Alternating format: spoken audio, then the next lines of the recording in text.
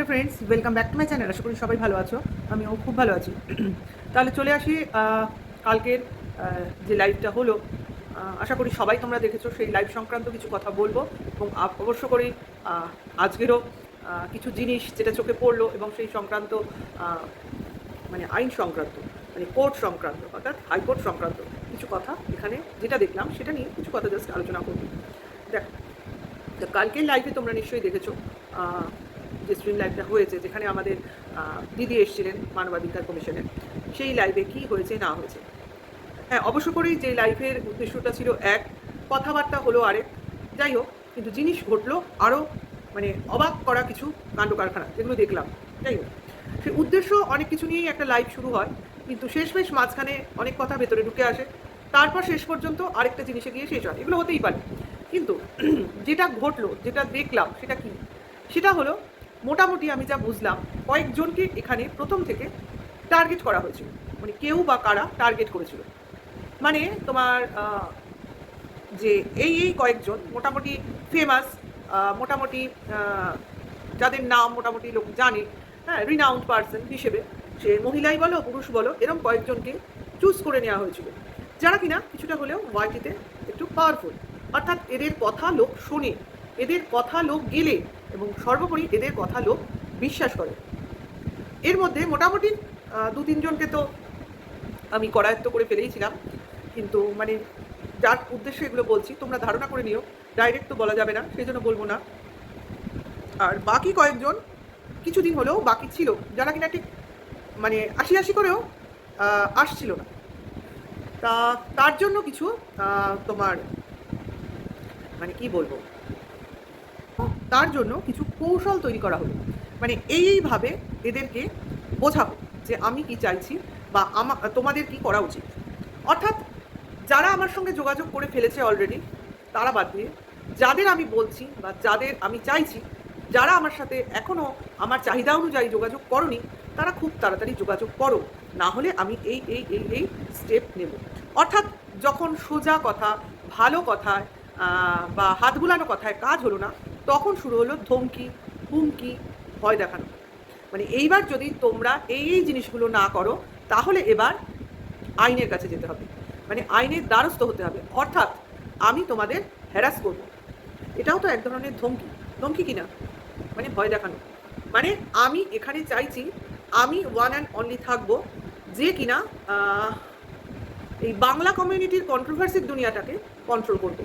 অর্থাৎ এখন মনে হচ্ছে আমি এখন ওয়াইটিতে যে কন্ট্রোভার্সিগুলো চলছে, একটু বাজেভাবেই চলছে, সেইগুলোকে আমি শুধরাবার জন্য এসেছি। মানে আমি এখন সাধারণ ভিউয়ার্সদের এটাই বোঝাবো যে আমি চাই সবার ভালো হোক, ওয়াইটির কল্যাণ হোক, ওয়াইটি যেন ওনার বাবার সম্পত্তি, কিছু মনে করবেন না, এটাই আমার মনে হলো। কারণ ওয়াইটির দূর দূরান্তে কোনো ইন্ডিয়ান মালিক নেই, এটা একটা পুরাপুরি বিদেশির কোম্পানি, যেটা কিনা বাইরে থেকে পরিচালিত হয়। আমরা সবাই জানি কোথা থেকে গুগল অ্যাডসেন্স আসে, তা সেই জায়গা থেকে যেখানে পরিচালিত হচ্ছে, তা সেই পরিচালক কর্মীগণ কিন্তু কোনো কিছুই আভাস পাচ্ছেন না, তারা জানতেও পারছেন না যে সুদূর কলকাতাতে, সুদূর পশ্চিমবঙ্গে তাদেরই ওয়াইটিকে কেন্দ্র করে কি কি হালচাল হেলদোল শুরু হয়ে গেছে, বুঝেছেন? তাহলে উনি ভাবছেন এখন আমি ভিউয়ার্সদের দিয়ে সমস্ত কিছু তাদের চাহিদা অনুযায়ী বা কিছু ক্রিয়েটারদের দাবি অনুযায়ী, মানে যাদের একটু পাওয়ার আছে বা কিছু ব্লগার যারা বেশ লাখের চ্যানেল, তাদেরকে ধরে ধরে ধরে ধরে আমি একটা সুন্দর পরিবেশ প্রথমে সাজিয়ে ফেলবো, মানে সাজানো বাগান করে ফেলবো। এইবার কি হবে, ওয়াইটিটা সুন্দর হয়ে গেল, উনি যেরকম চাইলেন সেরকম হয়ে গেল। অর্থাৎ কন্ট্রোভার্সি করো, কিন্তু বাজে, অর্থাৎ কারণ প্রাইভেট ম্যাটারে ঢুকো না। যে যেটা করছে করতে দাও, যে যেটা করছে সেটা তুমি দেখো, কিন্তু তার এগেনস্টে যেও না। অ্যাকচুয়ালি এটাই উনি চাইছেন। এরপরে কি হবে জানো, এখন যেটা হচ্ছে সেটা তো হবে, বা হয়তো হবে, হবেই বলতে পারি না, হয়তো হবে। এটা একটা প্রকল্প, এটা প্রকল্পটা রূপায়িত 1 বছরে হবে না, 2 বছরে হবে না, 5 বছরে হবে, বা অনন্তকাল লাগবে, সেটা বলা যাচ্ছে না। কিন্তু এটার কি বলে, অনেক দিনের প্রকল্প অবশ্যই, এবং বহুমুখী প্রকল্প যেটা বলে, মানে এটার উদ্দেশ্য একটা নয়, এটার উদ্দেশ্য অনেক। আপাতত এটাকে দেখাচ্ছি আমি জঞ্জাল পরিষ্কার অভিযান হিসেবে, কিন্তু এরপরে যেটা আমি করব, আমার যাকে যাকে ভালো লাগবে না, আমি তাদের বিরুদ্ধে এই কন্ট্রোভার্সি ক্রিয়েটারগুলোকে লাগিয়ে দেবো। মানে আমি অ্যাজ ইফ এদেরকে ওই নিউজ রিপোর্টার চ্যানেল হিসেবে চালাবো।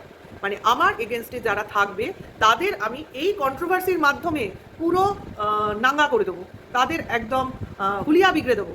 মানে আমি অ্যাকচুয়ালি আমার যে প্রভাব প্রতিপত্তি সেটা গুন্ডা রাজের মতো করে চালাবো। আশা করি বোঝাতে পারছি এটা যে কত সুদূর প্রসারী একটা প্রয়াস হতে চলেছে।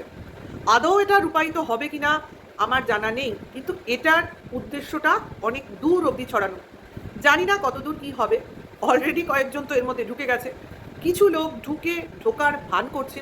মানে আমি আপনার কথা শুনছি, দেখছি, বুঝছি, কিন্তু মনে মনে যে বিরোধিতা করছি সেটা জানাচ্ছি না, এরকম আছে কিছু লোক। আর কিছু লোক অবশ্যই যাদের শির দ্বারা এখনও সোজা হয়ে আছে, কিছু ভুল অবশ্যই তারাও জীবনে করেছে, কিন্তু সেই রেকটিফিকেশনটা এইভাবে হওয়াটা মোটেও যুক্তিযুক্ত না। সেটা যদি তার ভিতর থেকে, অর্থাৎ তার অনুভব থেকে আসতো যে না, আমি যে কাজটা করেছি সত্যিই আমার ঠিক হয়নি, সেইটা তার অ্যাকচুয়াল কাজ হতো। সে আর না করে বা এটা না চেয়ে একজন অন্য যে ইউটিউবের মধ্যেই থাকেন না, সে কি করে এখানে ঢুকে পড়ে দাবি করেন যে তার সঙ্গেই সবাই যুক্ত হতে হবে এবং তার সঙ্গে যুক্ত হয়ে একটা অভিযান চালাতে হবে। যাই হোক, এটা তো একটা কিছু চলছে এবং উনি চাইছেন যে যাদের যাদের উনি টার্গেট করছেন তারা যেন ওনার সাথে প্রাইভেটলি যোগাযোগ করেন, এবং যেটা হবে সেটা অফ ক্যামেরাই হবে, তাদের ভেতরে কথাবার্তা ভেতরেই থাকবে, সেটা কিন্তু আমরা পাবলিক অর্থাৎ ভিউয়ার্সরা জানতে পারবো না। কাজেই যা কিছু ভেতরে হবে, অর্থাৎ তার নিজের ইচ্ছা মতো সেটেলমেন্ট হবে। বোঝা যাচ্ছে? তাহলে এই জিনিসগুলোই আমরা বেশ কয়েকদিন ধরে, বিগত কয়েকদিন ধরে এই জিনিসগুলোই আমরা বিভিন্ন লাইভের মাধ্যমে বুঝতে পারছি। কিন্তু একটা জিনিসও হবে ভবিষ্যতে, সেটা কি জানো? যারা অলরেডি এখন ওনার সঙ্গে যুক্ত রয়েছেন তারাও কিন্তু একসময় আর যুক্ত থাকবে না। কেন থাকবে না? কারণ যখন তাদের পার্সোনাল কিছু প্রবলেম আছে, যেটার জন্যই তো তারা আজকে হাইকোর্টে জড়ো হয়েছিল, যে মুখগুলো দেখতে পাওয়া গেছিল, সবাই কিন্তু জানে এই মুখগুলো বিভিন্ন ফিল্ডের সঙ্গে যুক্ত, অর্থাৎ এদের প্রত্যেকের প্রবলেম কিন্তু আলাদা। কেউ কিন্তু একজনের উদ্দেশ্যে ওখানে যায়নি, প্রত্যেকের এগেনস্টে অন্য একজন করে লোক রয়েছে, ঠিক আছে, যেটাকে কিনা দেখানো হচ্ছে কোনো একজনের নামে। যাই হোক, যেটাই হোক, ওইখানে যে কোনো একজনের উদ্দেশ্যে কাজ হয়েছে বলে আমার মনে হয় না। বহুজনের উদ্দেশ্যে কিছু কাজ করানোর চেষ্টা করা হয়েছে বা করা হয়েছে। যাই হোক, হয়েছে, কারণ এমনি এমনি তো আর কেউ হাইকোর্টে ঘুরতে যায় না, কিছু তো হয়েছে। আর দেখো, আমরা ইচ্ছে করলে সবসময় এই যে উনি বলেন কথায় কথায় জিডি করে এসছেন, একটা ডায়েরি করুন, এগুলো কিন্তু আমরা সবসময় করতেই পারি, কিন্তু আমরা চাই না যে কারোর কেউ প্রবলেমে পড়ুক বা কেউ টেনশনে থাকুক। আমরা চাই যে যে বাজে কথা বলছে তাকে বোঝানোর, অ্যাটলিস্ট তাকে বুঝিয়ে সেই জায়গাটা দেখানো যে এরকম করে কি হবে।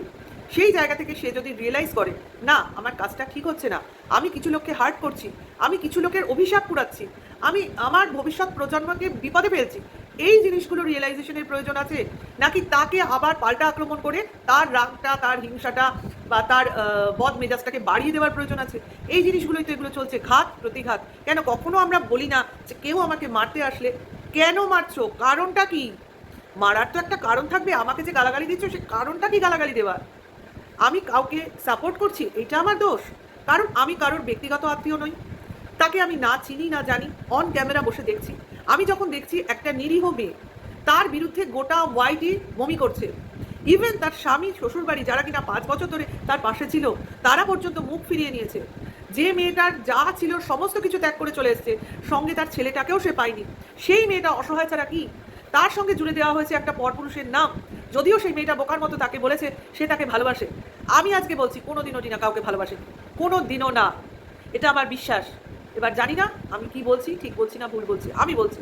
কারণ কোনো মেয়ে যদি কাউকে ভালোবাসে না, সে বরের তাড়ানোর পর তারা খাবে না, সে অনেক আগে নিজে নিজে বেরিয়ে আসবে, এইটাকে বুঝতে হবে। যাই হোক, সেটা কথা না, কথাটা হচ্ছে আমি তখনই তার পাশে দাঁড়িয়েছি যখন দেখেছি সে অত্যন্ত নিরুপায়। খারাপ দেখলে খারাপ বলবো, এ তো স্বাভাবিক, কিন্তু সঙ্গে সঙ্গে এটা তো বুঝতে হবে সে খারাপ কেন করছে, সে ভালোটা পাচ্ছে না, খারাপ করছেটা কেন, আর যেটা দেখানো হচ্ছে সেটা অরিজিনাল কিনা, এর অরিজিনালিটা তো জানতে হবে। যাই হোক, সেটা কথা না, অনেক বড় বড় কথা এগুলো, অনেক বোঝার কথা, অনেক ভাবার বিষয়, কিন্তু লোকে ভাববে আমাদের এত সময় কোথায়। আপনার অনেক সময় আছে, আপনার বাড়িতে কি কাজ নেই? আপনি বসে বসে এসব ভাবেন। অ্যাকচুয়ালি আমার বাড়িতে কাজ নেই, আমার সত্যি বাড়িতে কাজ নেই। আমার মেয়ে পড়তে বাইরে যায়, আমার বরের মতো ব্যস্ত কাজে, আমার শুধু দেখাশোনা করতে হয় আমার মাকে, আমি সেটা করি। তার জন্য আমায় দুদিন অন্তর অন্তর আমার বাপের বাড়িতে আসতে হয়। বাপের বাড়ি না বলে আমি মার বাড়ি বলাটাই বেশি প্রেফার করি, কিন্তু আজকালকার লোক বুঝতে পারবে না, বাপের বাড়ি বাপের বাড়িই হয়। হ্যাঁ, কিন্তু বাবা নেই বলে আমি এটাকে মার বাড়ি বলি, কারণ মায়েরও তো একটা বাড়ি থাকে, তাই না?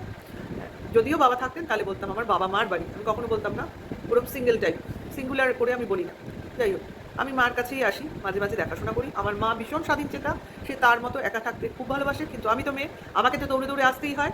কাজেই এমনও নয় যে আমি এক মেয়ে বলে আমি মার কাছে এসে বাস করবো, সেরকম অবস্থা নেই। আমার শ্বশুর বাড়িও থাকতে হয়, আমার বাপের বাড়িও যেতে হয়, ওই ছোটাছুটি করতে হয়। মানে এইটুকুই বিজি আমি, আর কোনো কাজ আমার নেই।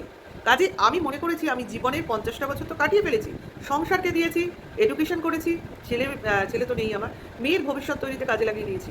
এইবার যে সময়টুকু পেয়েছি সেটুকু আমার মাকে আমি দেখাশোনা করব, আর বাদবাকি সময়টা আমি এইভাবে স্পেন্ড করব যে কিছু মানুষের সমস্যা বুঝবো, তার পাশে থাকবো, এবং অবশ্য করে মোরাল সাপোর্ট দেবো।